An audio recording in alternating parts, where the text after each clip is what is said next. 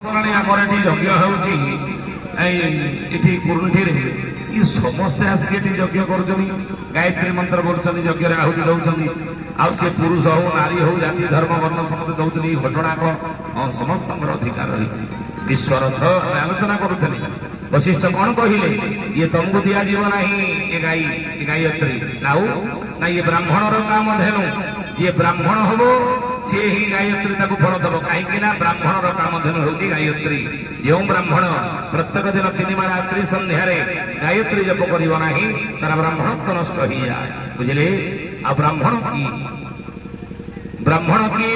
ବିଶ୍ୱରଥ ରାଜା ଶିଖେଇଲେ।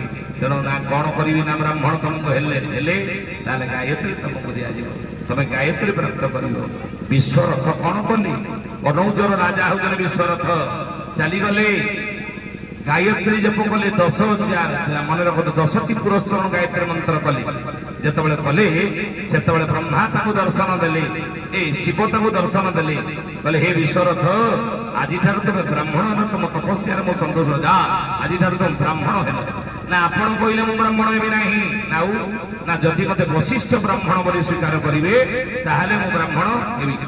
ଆପଣ ଜାଣିଛନ୍ତି ବିଶ୍ୱରଥ ସହିତ ବଶିଷ୍ଠଙ୍କର ଯୁଦ୍ଧ ହେଇଥିଲା। କଣ କଲେ?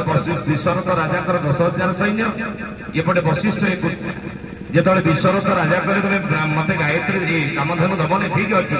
10,000 ସୈନ୍ୟ ମାନଙ୍କୁ କହିଲେ ବାଁଧିକି ବାନ୍ଧି ପକେଇ ତାକୁ ଗାଈ ନେଇ ଚାଲ। ବଶିଷ୍ଠ ମହାମୁନି କାମଧେନୁ ଗାୟତ୍ରୀ ଜଣେଇଲେ। କହିଲେ ଇଏ କଣ ଅତିଥି ସତ୍କାର, ଇଏ ଫଳ? ଗାୟତ୍ରୀଙ୍କ ଠାରୁ କାମଧେନୁଙ୍କ ଠାରୁ ଲକ୍ଷ ଲକ୍ଷ ସୈନ୍ୟ ମାନେ ବାହାରିଲେ। ଉଭୟ ପକ୍ଷର ଯୁଦ୍ଧ ହେଲା।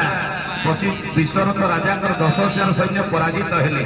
ବିଶ୍ୱରଥ ରାଜା ସେଇଠି ଖଣ୍ଡା ଫୋପାଡ଼ି ଦେଲେ। ଠିକ ବଳମ୍ କ୍ଷତ୍ରିୟ ବଳମ୍ ବ୍ରହ୍ମ ତେଜ ବଳମ୍